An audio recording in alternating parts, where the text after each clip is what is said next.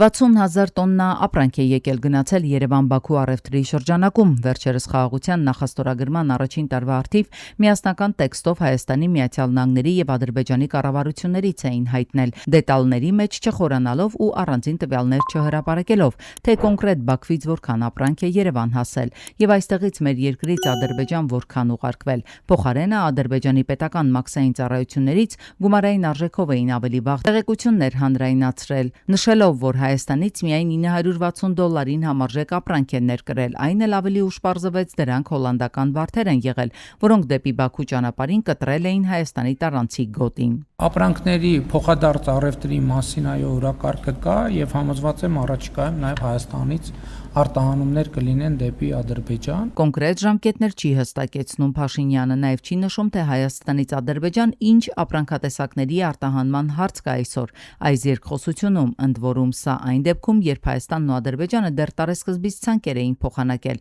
հասկանալու թե հատկապես ինչը միմյանց կհետաքրքրի մյուս շուկայից, եւ թե պետ անցնող ամիսների ընթացքում խմբականակի հետևից Երևան էին մտնում ադրբեջանական ապրանքները, Բաքվից այդպես էլ որևէ պատվեր հայկական շուկա չհասավ։ Կոնկրետ հայտ եղել է եւ կոնկրետ հետաքրքրություն է եղել փայլատի թղի նկատմամբ եւ կոնկրետ կոդի փայլատի թղի համար ադրբեջանական կողմը խնդրել է կոնկրետ գին եւ մեր արտադրողը տվել է, այսինքն ամենաերկար բանակցությունը, որ գնացել է, այսինքն ցանկերը փոխանակվելուց հետո դա եղել է, որ այսինչ հաստության փայլատի թղը մեզ հետաքրքրում է։ Պապոյանի մատնանշած ցուցակում ընդգրկված ապրանքները, որը Հայաստանը պատրաստ էր առաջարկել ադրբեջանական շուկային, հենց փայլատի թղներ էին, այլումին, ֆերոմոլիբդեն, միրգ բանջարեղեն առանձին տեսակի խմիչքներ, ինչպես նաև տեքստիլ արտադրանք։ Եվ այն, որ այս ցանկից ադրբեջանական կողմը դեռ հապաղում է որևէ գնում կատարելու հարցում, ըստ մասնագետների, սա ոչ միայն տնտեսական, այլև քաղաքական ենթատեքստ ունի։ Ադրբեջանի իշխող նախագահ Ալիևը մտածում է, որ հայկական ապրանքներ ներմուծելու պարագայում կարող է երկրի ներսում սուր քննադատության արժանանալ եւ այսպես ասած չակերտավոր հայրենասիրել իրեն ձևացնում, մտածելով, որ դա կդիտվի, որ հայրենասեր նախագահը թույլ չի տալի թշնամու երկրից ապրանքներ ներկրել կամ թշնամի երկրին տնտեսական օգուտ տա։ Ինքը պատրաստ է թույլ տա, որ հայ գործարարները գան Ադրբեջանից ինչ-որ ապրանք գնեն եւ Հայաստանում վաճառեն, բայց իրենք շահագրգռված չեն, որ հայկական ապրանքը գնա ադրբեջանական շուկա։ Իսկ հայ գործարարները, որոնք Ադրբեջանի հետ տնտեսապես կապված կլինեն, Բաքվի համար սա ուղիղ հնարավորություն է մտնել Հայաստանի քաղաքական նաև դաշտ, որովհետև այդ գործարարները իրենք լինելու են Ադրբեջանի շահերի լոբինգ իրականացնող եւս մեկ գործիք։ Առևտուրը հայ-ադրբեջանական սահմանին հաստատված խաղաղության վկայություններից է, պնդում են հայաստանյան իշխանությունները։ Սակայն փորձագիտական վերլուծական համայնքում չեն կիսում այս կարծիքը։ Մասնագետների հարցը մեկն է. արդյոք խաղաղությունը միակողմանի է։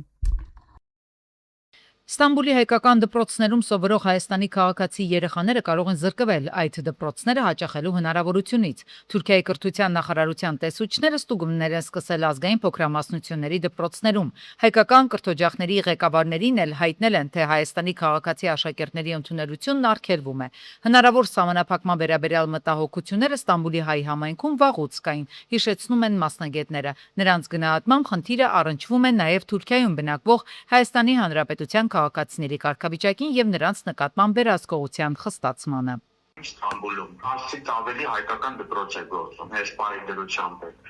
որտեղ չէր թույլատրվում Հայաստանի քաղաքացիներին այդ դպրոցներում ներգրավվել։ Չի համար, որովհետև այդ դպրոցները ֆինանսավորում եւ ֆինանսական աջակցություն են ստանում Թուրքիայի կառավարության կողմից։ Իսկ Հայաստանի քաղաքացիները հիմնականում անլեգալ են գտնվում այնտեղ։ 2012-ից ի դեպ գործում էր կարգավորում, որով օտարերկրացի երեխաները հնարավորություն ունեին այսպես կոչված հյուր աշակերտի կարգավիճակով սովորել ազգային փոքրամասնությունների դպրոցներում, թեպետ առանց ավարտական դիպլոմ ստանալու իրավունքի։ Ըստ թուրքագետների խնդիրը սկսվել է դեռևս 90-ականների վերջից, երբ աշխատանք փնտրող Հայաստանի քաղաքացիների մի մասը Թուրքիայում մնացել էր առանց օրինական կացության կարգավիճակի։ Թուրքիան տալիս էր վիզա, որը ոչ աշխատանքային 1 ամսով Հայաստանի քաղաքացին գնում էր Թուրքիա, մի ամսվա ժամկետն անցնում էր, ինքը մնում էր այնտեղ, իրենք փաստորեն 2-3 առումով խոցել են։ Առաջինը այնտեղ ոչ լեգիտիմ կարգավիճակով է, երկրորդ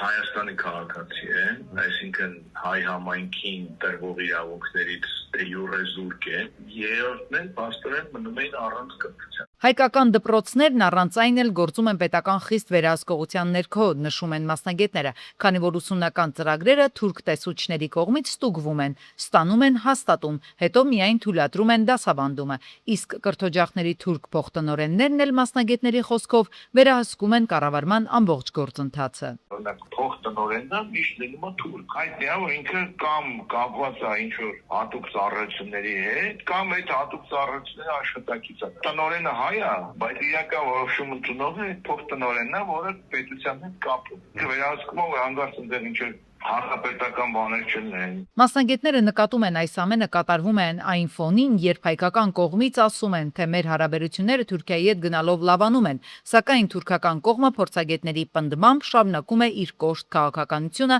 Հայաստանի նկատմամբ։ Մեր կողմից պետք է դիվանագիտական խողովակներով փորձել թուրքերի հետ ամեն դեպքում լեզու գտնել, պետք է բանակցություններ սկսի որոշակի մեղմացումներ ակնկալելով, էլի, որովհետև մեր են այդ երեխաները ամեն դեպքում մեր քաղաքացիներն են, կապ չունի դե հիմա այնտեղ են գտնվում, բայց նրանք կրթության իրավունքից զրկելը մեծ ծխալ կլինի։ Հյուր աշակերտի կարգավիճակի վերացումը կարող է տարիներ շարունակ գործող կրթական հնարավորություններից զրկել Հայաստանի քաղաքացի երեխաներին։ Մասնագետների գնահատմամբ խնդիրը միայն նրանց իրավական կարգավիճակին չի վերաբերում, այն նաև Թուրքիայում հայկական կրթական միջավայրի նկատմամբ վերահսկողության խստացման հերթական դրսևորումն է։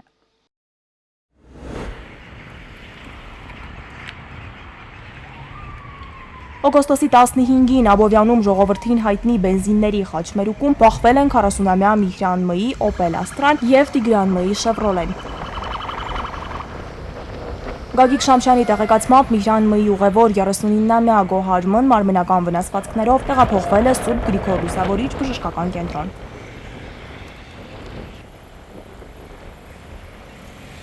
Վարորդները տեղում ենթարկվել են սթափության փորձաքննության։ Chevrolet-ի վարորդ Տիգրան Մ-ն եղել է ոչ սթափ եւ բարեկների կողմից տեղափոխվել է ոստիկանության համայնքային ոստիկանության գլխավոր վարչության Կոտայքի բաժին։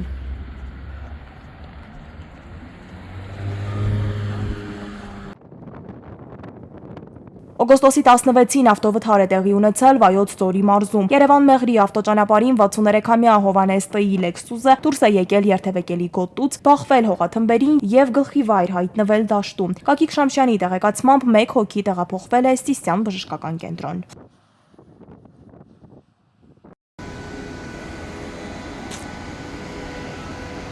Խոշոր ավտովթար է տեղի ունեցել Երևանում օգոստոսի 15-ին Ազատության պողոտա Ներսիսյան Մամիկոնյաց փողոցների խաչմերուկում բախվել են Տեսլան եւ Կիան։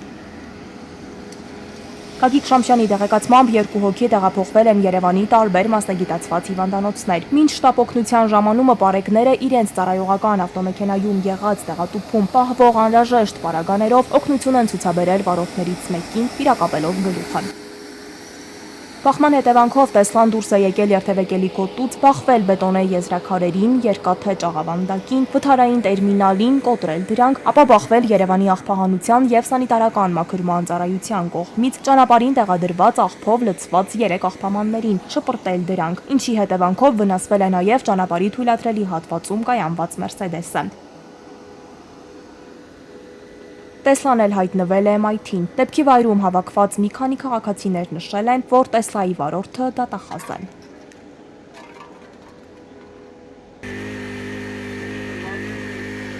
Վայոց ձորում Երևան-Մեղրի ավտոճանապարհին օգոստոսի 15-ին 35-ամյա Սրապիոն П-ի Chevrolet Volt-ը դուրս է եկել երթևեկելի գոտուց եւ մի քանի պտույտ գլորվելով հայտնվել Արփա գետի ափին։ Գագիկ Շամշյանի տեղեկացմամբ վարորդը տարբեր աստիճանի մարմնական վնասվածքներով տեղափոխվել է Վայոց ձոր բժշկական կենտրոն։ Բժշկարարները օգտագործելով հատուկ տեխնիկա վիրավոր վարորդին դուրս են բերել ավտոմեքենայից եւ պատգարակով մոտեցրել շտապօգնության ավտոմեքենային։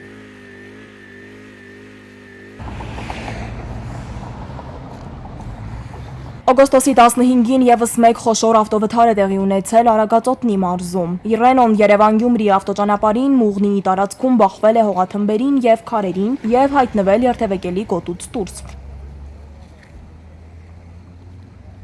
Երկու հոգի տեղափոխվել են աշտարակ բժշկական կենտրոն։ Ֆոտոլորագրող Գագիկ Շամշյանի տեղեկություններով վիրավորները հարազատ եղբայրներ են։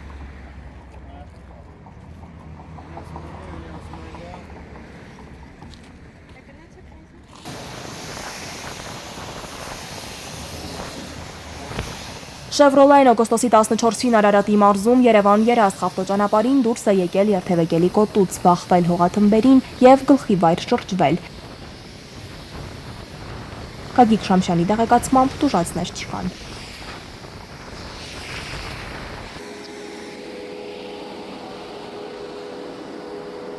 Օգոստոսի 17-ին ողբերգական դեպք է գրանցվել Կոտայքի մարզում։ Եղվարդում բախվել են Ֆորդը ու մոտոցիկլը։ Գագիկ Շամշյանի տեղեկացմամբ Հոնդա ստիպված են եղել կողաշրջել, քանի որ մոտոցիկլավարը հայտնվել էր ավտոմեքենայի տակ։ Շտապօգնության բժիշկների հերթապահ խումբը արձանագրել է մոտոցիկլավարի մահը։ Ֆորդը վարել է Կոտայքի մարզի բնակիչ 40-ամյա Ռուսլան Հ, մոտոցիկլը վարել է Երևանում բնակվող Իրանի Իսլամական Հանրապետության քաղաքացի 45-ամյա Բեհրուս Գ։ Ֆորդի վարորդը տեղափոխվել է Արմենիա բժշկական կենտրոն։ Նրա ուղևորներ 31-ամյա Մարիաման եւ 5-ամյա Արամ Հ տեղափոխվել են Ուիկմոր բժշկական կենտրոն։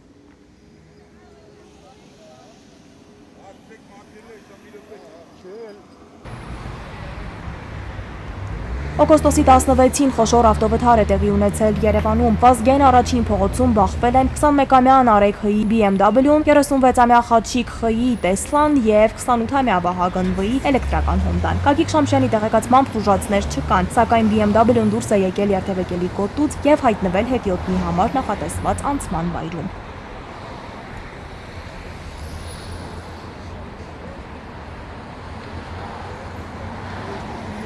Մինչ կժամանեին պարեկները երկու երիտասարդ BMW-ի վրայից հանել են համարանիշները, սակայն պարեկների ժամանելուց հետո նրանք համարանիշները նորից տեղադրել են մեքենայի վրա։ Ֆոտոլրագրողը հայտնել է նաև, որ ավտոմեքենաներից Հոնդան եւ Տեսլան եղել են ճանապարհի թույլատրելի հատվածում կայանված։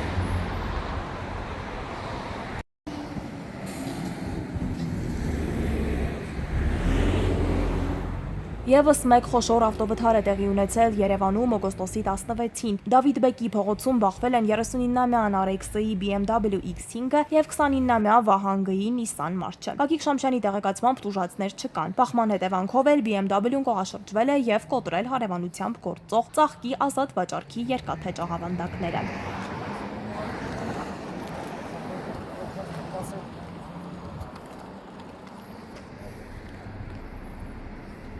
Մինչև դեպքի վայր կժամանեին պարեկները BMW-ի վրայից համարանիշները հանել են։ BMW-ի վարորդին արդեն հայտնաբերել են եւ BMW-ի վարորդին եւ Nissan March-ի վարորդները ենթարկվել են սթափության փորձաքննության։ BMW-ի վարորդը եղել է ոչ սթափ։ Ու տեղում պարզվել է, որ 1 տարվա ընթացքում սա նրա ոչ սթափ վիճակում ավտոմեքենա վարելու երկրորդ դեպքն է։ Նա զրկվել է 1 տարի ավտոմեքենա վարելու իրավունքից, իսկ Nissan March-ի վարորդը եղել է սթափ։